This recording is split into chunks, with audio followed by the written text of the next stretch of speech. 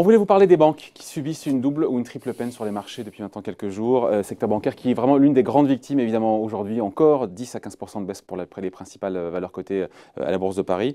On est vraiment sur un bear market, là, pour le coup, plus de 25% de baisse pour le secteur bancaire européen depuis le début de la crise. Bonjour Xavier. Bonjour David. Xavier Timbaud, économiste et directeur principal de l'OFCE. Il faut qu'on explique parce que là, on a évoqué ce sujet, c'était avant ce qui s'est passé ce matin. On se parle le dimanche soir, on se dit tiens, on va parler du secteur bancaire qui est à la peine, qui est dans le début de bear market. Et là, ça s'accélère aujourd'hui. Pourquoi est-ce qu'elles trinquent autant, les banques en bourse?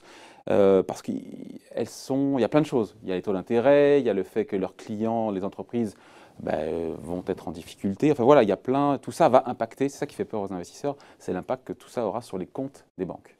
Disons que les banques collectent tous les problèmes qu'une économie rencontre. Et alors, typiquement, dans le cas qui se présente, qui est le cas d'un choc très brutal de rupture d'activité, qui va avoir un impact principalement sur le compte des entreprises. Donc, vous voyez, c'est pas un choc qui va générer nécessairement beaucoup de chômage, mais c'est un choc qui va générer beaucoup de pertes de marge, de pertes d'activité pour des entreprises, et qui sont obligées d'encaisser ces pertes de marge dans leur compte. Ouais. Et ça veut dire que ces entreprises vont se retrouver dans le rouge. Et qui dit entreprise dans le rouge dit que ce sont les banques qui vont collecter tous les problèmes. Donc chaque fois qu'une entreprise fera faillite, ce sera pour la banque un compte courant qui peut être dans un gros découvert et puis des crédits de trésorerie auxquels l'entreprise aura fait appel qui ne seront pas payés. Et ça, de façon très brutale, très large, très importante. C'est ça le principal risque et qui très fait rapidement. peur, encore une fois, qui est plus qu'un risque, qui va se transformer, qui va se matérialiser a priori, c'est de voir voilà, des défauts de PME, d'entreprises plus ou moins grandes qui seront à court de trésorerie. Et tout ça va augmenter le coût du risque des banques et donc affecter leur marge, leur profit. C'est ça le cheminement intellectuel qu'il y a dans la tête des investisseurs. Tout ça va augmenter, surtout va augmenter les prêts non performants pour les banques. Les créances douteuses. Les créances douteuses et les prêts non recouvrés. Alors après, il va s'engager, si c'est des entreprises qui sont en faillite, des procédures longues de résolution de la faillite, où la banque va éventuellement récupérer une partie de sa perte. Ouais. Mais si on est vraiment dans des scénarios, vous imaginez une entreprise de spectacle qui perd tous ses contrats sur les 3 mois qui viennent, elle peut se retrouver avec un trou de trésorerie qui va être considérable. Et après, il y a une réponse, plusieurs fois supérieure à ses fonds propres. Oui, mais il y a une réponse gouvernementale avec Bruno Le Maire. On va y venir. Il y a des mesures qui sont faites pour étaler, encore une fois, les qu'on doit aux impôts, les charges sociales, la BPI qui doit se porter caution. Enfin, pour bien comprendre, prenons cette entreprise qui fait de l'événementiel, par exemple. Toutes les entreprises en France ne font pas de l'événementiel. Non, mais mais prenons-en une qui fait de l'événementiel. Ça va nous aider à comprendre ce qui va se passer. Elle va perdre son activité sur les semaines qui viennent, peut-être sur 3 mois. Elle a un certain nombre d'engagements qu'elle a déjà payés et elle avait anticipé les gains de trésorerie sur les contrats à venir. Ouais. Contrats qui sont annulés ou reportés. Contrats qui sont annulés. Ou reportés. Et ça, la perte peut représenter plusieurs fois ses fonds propres. Donc l'entreprise en question, elle va se retrouver en faillite. On peut lui dire, on va étaler la TVA, on va étaler les cotisations sociales. C'est pas suffisant. Ce n'est pas du bon ordre de grandeur par rapport au choc qu'elle a subi. Ouais. Donc, on va retarder tout ça. Les entreprises qui ont de la trésorerie et qui sont moins exposées qu'une entreprise d'événementiel, qui est un peu au pic de l'exposition, peuvent passer ce cap, mais elles vont quand même encaisser une perte d'activité sur l'année qui va diminuer leur rentabilité et pas simplement leur liquidité. Donc, et tout ça, in fine, se répercutera sur la banque. Et ça va se répercuter sur un taux de faillite plus élevé, avec des créances non recouvrées. Qu'on n'arrive pas à quantifier aujourd'hui, parce que toutes les boîtes, encore une fois, ne font pas de l'événementiel ou du tourisme. Qu'on n'arrive pas à quantifier aujourd'hui, mais dont on imagine que ça peut être assez conséquent. Ce qu'on a du mal à quantifier, c'est quelles vont être les réponses publiques qui vont être apportées à ça. Alors, le problème des réponses publiques, on peut se dire, c'est facile, il suffit que l'État éponge tout ça. Mais le problème d'éponger tout ça, c'est le risque d'effet d'aubaine. C'est-à-dire que si vous dites je vais aider les entreprises en difficulté, la file d'attente des entreprises qui se présentent en disant qu'on a des difficultés va se grossir et ça va être énorme. Enfin, je vais les aider comment d'ailleurs? Comment est-ce qu'ils pourraient faire? On pourrait imaginer que, vous voyez, par exemple, il y a des entreprises qui sont exonérées d'impôts. c'est pas tout à fait pareil que de reporter. Ouais. Un étalement, c'est une chose. Un étalement, c'est une chose, mais c'est assez marginal. Une exonération, ça serait un moyen de très largement soulager les comptes de certaines entreprises. Mais on ne va pas exonérer d'impôts toutes les entreprises. Donc il faudra arriver à cibler.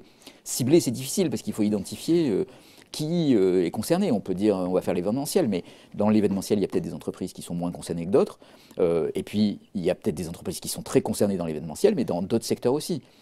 Vous prenez le cas du commerce, c'est beaucoup plus dispersé. Il y a des commerces qui vont profiter de cette épidémie parce que les gens vont préférer aller dans un drive-in, par exemple, plutôt que d'aller dans un magasin. Et par contre, il y en a d'autres qui risquent d'avoir des difficultés très importantes. Donc, arriver à cibler les mesures, ça va être très très compliqué. Donc voilà, les investisseurs ont peur d'une hausse des créances douteuses et du coût du risque des banques lié, encore une fois, aux défaillances ou difficultés des PME ou des entreprises. Et qui vont jouer directement sur les comptes des banques. Ça, c'est un. Ouais, deux, ensuite, double peine avec la réponse monétaire, la réponse des banques centrales. On a vu celle de la Fed agressive, encore une fois, qui a surpris tout le monde la semaine dernière, baisse de 50 points de base. On attend celle de la BCE, qui a moins de munitions, évidemment, que la Fed cette semaine. Mais cette crainte d'avoir des taux d'intérêt toujours plus bas, c'est pas bon pour les banques. Oui, puis alors surtout, en fait, ces taux d'intérêt plus bas, on se doute que dans la situation actuelle, ils ne vont pas stimuler la demande de crédit. Parce quand on a peur. Bah oui, enfin, ou même, si vous voulez, même si, imaginons ces entreprises qui sont en difficulté de trésorerie, vous leur dites on baisse les taux d'intérêt. Mais est-ce que les banques vont leur prêter? Elles sont déjà surengagées sur ces entreprises, elles estiment qu'il y a un risque de défaut. C'est pas parce que les taux d'intérêt sont un peu plus bas. Non, mais la courbe des taux d'intérêt, qui déjà n'est pas favorable, encore une fois, aux banques, va être encore moins. Donc, pas d'effet de stimulation de crédit, et donc surtout un effet, effectivement, courbe des taux d'intérêt, et ça, c'est pas bon pour les banques. Bon, vous avez noté aussi qu'il y avait une petite panique financière. Donc ça, c'est le risque numéro 3. Donc panique financière dit qu'il y a des portefeuilles d'actifs qui s'effondrent. Et là, les banques qui peuvent être en position longue sur des positions d'actifs... Elles le sont de moins en moins. On sait bien que elles le sont de moins en moins. Une des conséquences de la crise financière, c'est que le trading pour compte propre, c'est devenu quelque chose qui n'existe quasiment plus. En tout cas, ce qu'on sait, c'est que... Il faut vivre avec son temps, là, Xavier, là-haut. Oui, enfin bon, elles le sont un peu moins, mais elles le sont quand même. Parce qu'elles produisent des produits... Non, mais ce sont surtout les activités de marché. Et puis les activités de marché qui seront moins profitables pour les banques en plus. Donc troisième peine, triple peine pour le coup. Alors il y a même une quatrième peine qui peut se produire. Je ne l'ai pas vu celle-là. Eh bien oui, mais celle-là, elle est plutôt spécifique, mais si vous regardez le cas de l'Italie, ce qui se passe en Italie, c'est que le spread de taux souverain... L'écart entre le taux souverain italien... La dette souveraine italienne à 10 ans... et la dette française ou allemande est en train d'augmenter. Et donc ça veut dire que pour toutes les banques italiennes qui, d'une façon ou d'une autre, détiennent de la dette italienne, la valeur de cette dette est en train de baisser. Et donc là, on a un effet qui intervient, qui ressemble beaucoup à ce qu'on a connu pendant la crise financière, en tout cas pendant la crise des dettes souveraines en 2012, où on peut imaginer que les craintes de défaut de l'État italien confrontés à ce choc négatif très important, se reportent en fait ou ont des conséquences sur les banques. Il y a un autre risque, on finit là-dessus, qui n'est pas anodin, c'est de voir ce qu'on appelle les taux interbancaires auxquels se prêtent les banques, qui brutalement sont remontés sur le marché à la fois en euros mais aussi en dollars. Et là on se dit, mais ça ne nous rappelle pas un petit peu la glaciation en 2008-2009 quand les banques n'osaient plus se prêter entre elles? On n'y est pas encore, mais est-ce que c'est quelque chose qu'il faut regarder de près aussi? C'est quelque chose qu'il faut regarder de près parce qu'on est typiquement dans ce genre de scénario. Vous voyez, on parlait de l'exposition des banques à leurs prêts, mais évidemment cette exposition, elle ne va pas être la même pour toutes les banques. Parce qu'il y a des banques qui prêtent plus à certains secteurs qu'à d'autres, parce qu'il y a des pays qui sont plus exposés que d'autres, en tout cas c'est le sentiment qu'on a aujourd'hui. Et donc ça peut conduire à ce que des banques refusent d'avoir comme contrepartie sur le marché interbancaire.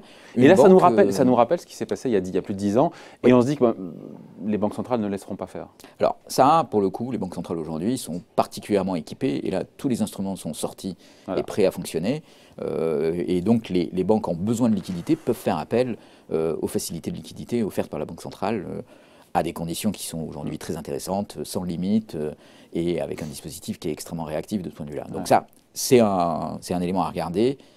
C'est pas forcément le risque principal aujourd'hui parce qu'en fait, il est assez bien couvert par l'expérience des En tout cas, tous ces risques mis bout à bout, c'est ce qui explique que les banques trinquent comme... on n'a pas vu ça depuis un petit moment, peut-être. Oui, et puis vous voyez, Unicredit en Italie a perdu en un mois plus de 35% depuis le 1er janvier. Donc, secteur bancaire qui baisse de plus de 5% en moyenne en Europe.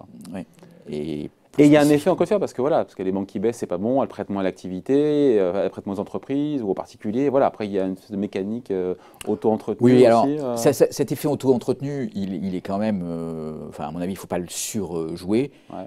Ce qui se passe, c'est qu'il y a cet effet très négatif aujourd'hui. On verra dans quelques semaines, parce qu'une épidémie, normalement, ça ne dure pas très longtemps, comment l'activité reprend. Et c'est là qu'on pourra essayer de voir quelles sont les conséquences sur les bilans des banques et donc sur les perspectives, les perspectives économiques ensuite à moyen terme.